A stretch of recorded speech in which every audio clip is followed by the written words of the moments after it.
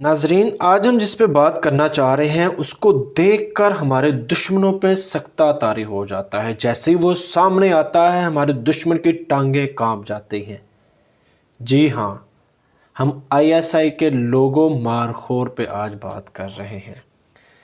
مارخور پاکستان کا قومی جانور کیوں ہے اور اس کا نام مارخور کیوں ہے اور یہ کن علاقوں میں پایا جاتا ہے؟ اور لاجیکل بات ہے کہ جو بھی چیز آپ کی قومی اہمیت کی حامل ہو اس سے لگاؤ فطری عمل ہوتا ہے، کیونکہ ISI کا مارک کا نشان جو ہے وہ مارخور ہے، اسی لیے ہمیں مارخور کے ساتھ بہت پیار ہے اور یہ پاکستان کا قومی جانور بھی ہے۔ اگر ہم اس کے نام کی بات کریں تو مارخور کا مطلب ہے سانپ، اور مار کا مطلب سانپ اور خور کا مطلب ہے سینگ۔ ایسا جانور جس کے سانپ کی طرح کے سینگ ہوتے ہیں اس کو مارخور کہا جاتا ہے، اور اس کو یہ بھی کہا جاتا ہے کیونکہ یہ سانپوں کو کھاتا ہے اس لیے اسے مارخور کہا جاتا ہے۔ اگر آپ نے ISI کا لوگو دیکھا ہوگا تو اس میں مارخور نے ایک سانپ کو اپنے منہ میں لیا ہوا ہے۔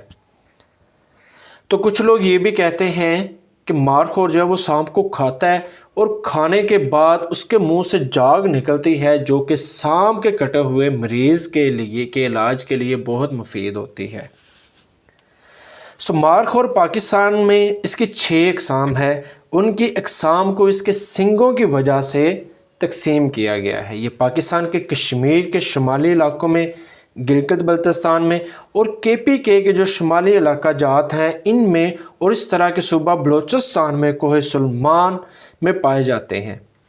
اور اگر آپ ان کو کیمرے بغیر انسانی آنکھ سے دیکھنا چاہتے ہیں تو KPK کے علاقے چترال، سوات اور کلام میں یہ آپ سے 100 فٹ کی دوری پر نظر آ جاتے ہیں۔ اگر ہم اکنامک ویلیو دیکھیں اس کی تو شاید پاکستان میں ایسا کوئی پرندہ اور جانور نہیں ہے جتنا اکنامیکل یہ ہے۔ اس کا غیر قانونی شکار پر پابندی ہے، اور اگر ہم اس کی اکنامک ویلیو کی بات کریں تو ایک مارخور کی قیمت آپ سن کر حیران ہوں گے جو کہ $1,00,000 کے قریب ہوتی ہے۔ اگر ہم مارخور کی عمر کی بات کریں تو اس کی عمر 13-14 سال تک ہوتی ہے۔